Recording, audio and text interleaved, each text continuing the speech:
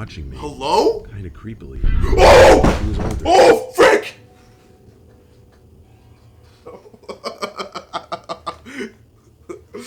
Oh, frick, that freaking scared the frick out of me. What is good, you guys? My name is Reba Lear, back with another reaction video for today. For today, guys, man, we're going to be reacting to 3 true scary biking / bicycle stories.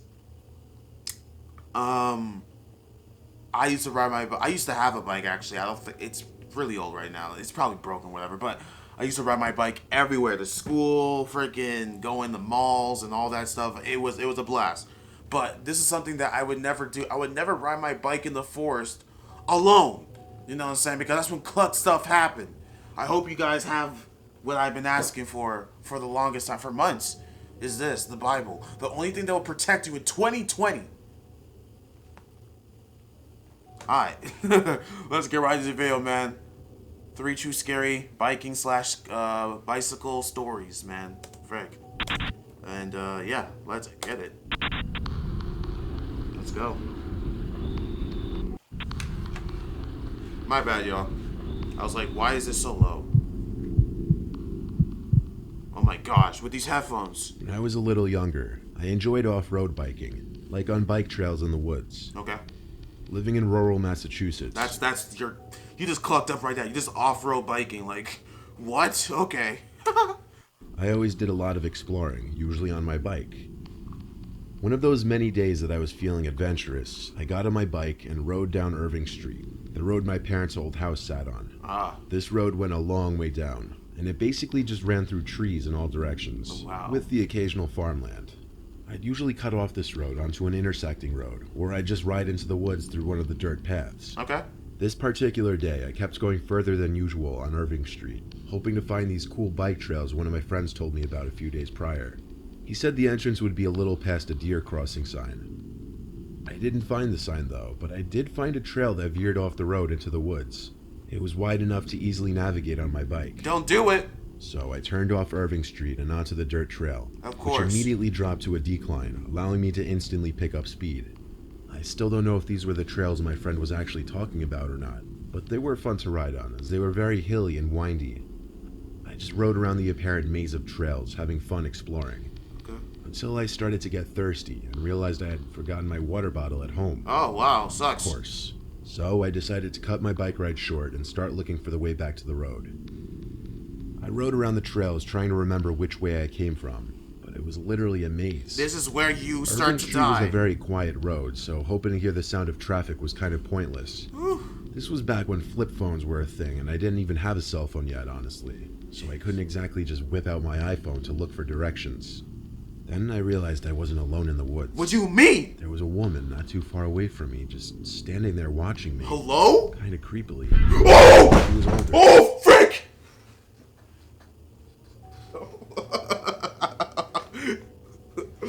Oh, frick, that freaking scared the frick out of me. Whoa, who the frick are you? Why are you in the woods alone, woman? Grandma? Hello, witch? Huh? Where's my water so I can...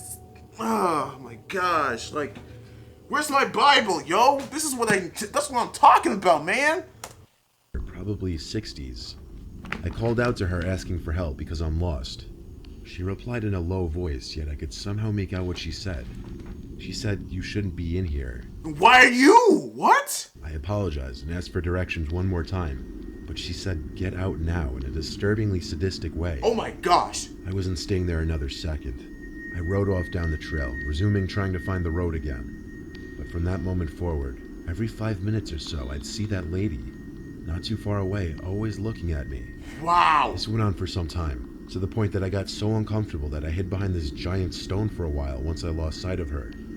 I waited for a long time, and it was getting dark quickly. I swear I was starting to freak out. Another half hour of trying to navigate this maze, and it was getting too dark to even make my way around on the bike. I could barely see the trails now. I was so tired I had to sit and take a breather. Holy frick, you've been lost for that long? You've been lost for that long that it's turned into being the evening? It's dark? Bro, just call it quits, yo. Just fall on your, just lay on the ground and let that woman just take you. Just let her take you, yo. Cause you can't even find your way back. If only you stick to the normal route like you usually do. Like, oh my gosh, you're so stupid. Something in my gut told me I was being watched. Wow. Like, you ever just get that feeling that you can sense the presence of someone else around you? Yeah, that's like when every time I walk into the forest alone. I was right, because the old woman's voice broke the silence. She said, "Come here." What? In a low voice, almost a whisper. This meant she was currently closer to me than I was comfortable with. I couldn't see a thing. I held myself together until she started making these cackling sounds. And that's when I lost it. I threw my bike to the floor. That was the last time I ever saw it. My I gosh! started screaming, running through the woods. The nightmare of trying to find my way out of the woods finally ended when I saw the lights from a house Oh not my too far goodness, away. I'm about to start I speaking ran in as fast tongues. as I could to it and rang the doorbell. An older man answered the door and asked him for help, for some water and a ride or something. Thankfully, he was nice and happily offered to give me a ride to my house. He seemed particularly freaked out when I told him about the creepy woman in the woods. He said 3 people had gone missing in our county just that month alone. What? He also knew the trails I was talking about and said they were not privately owned by any woman, making the situation even weirder. I, of course, was furious about leaving my bike behind, but I had to get out of there. That woman had been stalking me riding on my bike for potentially hours. Wow. She was basically right in front of me in that pitch blackness. Oh my gosh. You stupid, yo. You almost died. You almost died, yo. Jeez. Browsing the app Letgo one day, I came across a listing for a free bike. It was a black Trek brand bike, which is a top bicycle brand. At the time, my bike was an old piece of crap Schwinn that I hadn't used in years. So Schwinn. obviously this listing caught my eye. Schwinn. I contacted the lister, asking for more details, like if the bike was actually free, and where and when would I be able to pick it up. What? A top high productive bike that's popular is free? Yo, you must be that stupid to fall for this, yo. Oh, no way he falls for this. The lister responded relatively quickly, saying yes, it's for free, and said first come, first serve, but to hurry because a lot of people were contacting him. I asked him for the location or address, and he sent me coordinates. That should have been my first red flag. Who sends coordinates? I asked him, What? how am I supposed to track the coordinates? Like actual He said, coordinates? download an app on my phone. Then I asked, is there a nearby address you could just give me? He said not really, because he was keeping his address to himself for privacy reasons, and there weren't really any nearby notable locations. Oh my So gosh. he gave me a phone number to text him, told me his name was Gene, and we set a meet time of 6 p.m., as that worked for both of our schedules. I downloaded this GPS coordinates tracker app, and the coordinates led me on a 25-minute drive. As I got closer and there was nothing but woods on either side of me, I started to wonder where exactly these coordinates would be taking me. Yeah. I was now 2 minutes away, and it seemed I was as far as I was going to get with my car. Exactly what I was worried about came true. I'd have to cut through the woods to get to these coordinates. What? That's sus. Why would you do that? Parked my car on the side of the road, but before heading into the woods like a clueless madman, I texted Gene saying I was parked on the side of a desolate road next to woods on either side, and that the app was pointing me in the direction of the woods. He replied back a minute later saying, yeah, this area's sketchy that way. It would probably be better if you just cut through the woods instead of looking for the trail. If you follow the direction it tells you, you'll find a huge clearing in the woods where I'm waiting with the bike. I already drove this far. I figured I might as well just see this through, No. even if I was finding this increasingly bizarre. Nah. I started my way into the woods, swiping twigs and leaves. You didn't even out bring a of my way. friend I with did you. my best to make it through the thick What? woods. I wasn't dressed for this at all, though. I did this for probably 4 minutes until I saw I was approaching the coordinates. You're on my there phone, alone. But I didn't see any clearing in the woods ahead of me. Something wasn't right, so before going any further, I texted Gene again, saying I'm just about to be there, but can't see the clearing in the woods. I said maybe I have the wrong coordinates.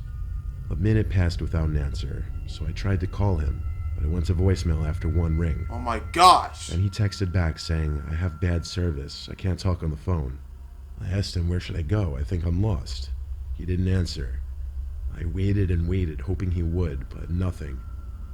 After a couple more minutes, I called it quits. I started to feel like this was all fake from the Yeah. start. Yo, I was run! becoming paranoid of my surroundings. Haul ass!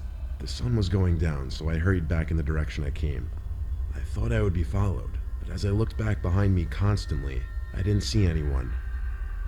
I made it back to my car to make a shocking discovery. Thank God. All 4 of my tires were slashed. Oh! Oh! Where can you're not going nowhere tonight. Yo, you about to get your booty hole handled. Pause! Wait, what is going on here? This fool slashed all your tires. Zing zing zing like it was no big deal. What? You gotta be you were this stupid. If you were this stupid to do this, you deserve to die at that. Like at this point, you deserve to get bodied. You deserve to be on the ground, if you know what I mean. Like, come on. Oh my gosh, Mr. My body Nightmare. entered a fight or flight mode before even seeing who did this. I approached the door of the car, wondering if I should hide inside and lock the door. But as I looked into the car, I could see someone laying on the back floor hiding. Whoa! I chose my flight response. I sprinted all the way down the road, saying screw the piece of crap car. I heard my car door open and slam shut. When I turned around, I just briefly saw someone running into the woods. Wow. I took out my phone and of course called 911, asking them to please hurry to my location that I'd be running down the road. 15 minutes or so later, a police car finally approached me with its lights on. They escorted me back to the scene of the crime, my car, and took a police report, which in conversation. They accompanied me as I waited for my roadside assistance company to come and tow my car. I was brought safely to a shop where they changed my tires on the spot. The only thing I worried about was that man Gene getting my license plate number and possibly tracking me with it. Bruh. To this day he hasn't, so I like to think I'm safe from that. You think? You think, but you're not.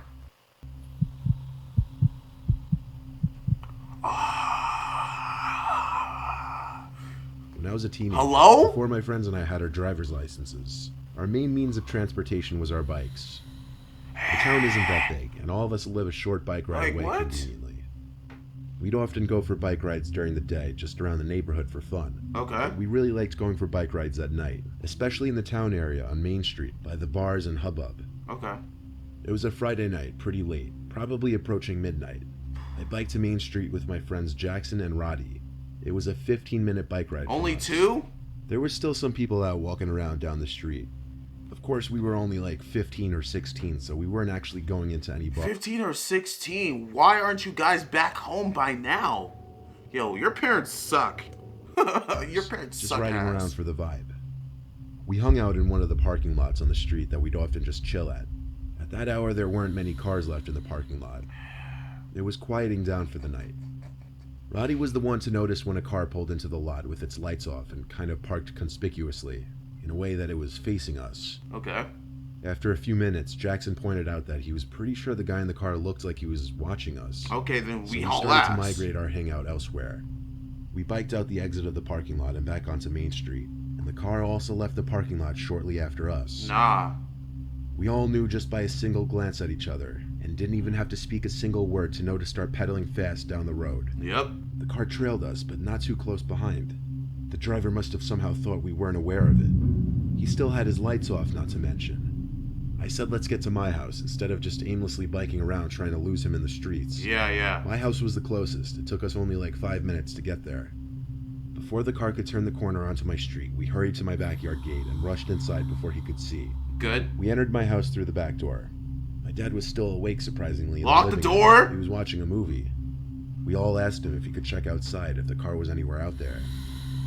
He stepped outside for a second, then came back inside saying the coast was clear. He said we were smart to bike away as soon as we were suspicious. Anyway, my dad went to bed after his movie. And usually he wanted my friends out by that point, so Jackson and Roddy left on their bikes. Nah, you staying at my It house. wasn't even 20 minutes later that I got out of my bed after hearing something from the backyard. I went to my window and looked down to the backyard. Whoa! I lifted my... What the frick? Someone swinging on my swing? Yo, oh my gosh. Bro, someone swinging on my swing, yo? Like, come on, man.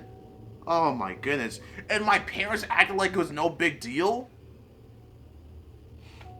Bro, what type of parents do you have? Like I said, your parents suck. My window up a little more, very quietly, just to better hear the sound. It was like this little clicking, rustling sound that would repeat every 4 seconds. I stuck my head out the window, and I saw the shed door was open, but that didn't answer what that clicking sound was. I went to my dad's room and woke him up. He came with me first to my room, where I showed him the shed door. Bruh. I made him listen for the sounds. But now the sounds had stopped. The two of us rushed downstairs to the back door, where we flicked on the backyard light. My dad yanked the back door open and Call the stormed into police! yard, yelling for whoever was out there to come out. I worried about him going in the shed alone, so I came with him. But besides all the tools and other basic shed equipment, bikes and other shit like that, there was no one hiding in there. We found out on the way back inside the house that the clicking sounds I was hearing was someone trying to tamper with the outside lock, as the Wow. entire door handle was completely scraped up and almost ruined. The Bro. lock still worked, and that was only the storm door. There was still another door with a working lock behind it. Bruh. So it was still safe. My dad told me to just go to bed. He'd stay downstairs for the night and keep the outside lights on. He said he had the police come the next morning before I woke up. I'm 99% sure it was that man who followed us in the car. Oh, yeah. I don't know for sure how or when he found out where I lived, and I'm not sure why he gave up on busting the lock. Anything I say would just be a guess. Bro, you're just lucky. Oh my goodness. Like, this is what I'm talking about, man. Riding your bikes at night? It's already clocked. And I see people do it still. Like, oh my goodness. These are the same people that you see riding their bikes like you, well, I don't be seeing, but you know us. You will, you assume they're riding their bikes during, inside forests. Forest and, I don't know, they just riding, what are they doing? Are you crazy? Oh, gosh, man. You're clocked, no matter what. But but I'll catch you guys in the next video, man. This was a very interesting, fun video. I hope you guys enjoyed. I hope you guys had a great night by watching, or ended your night by this. I don't know. A lot of you guys are watching this at probably 12 a.m., 11 a.m., or probably 1 a.m. in the morning. Yeah, man. I'll catch you guys later. Peace.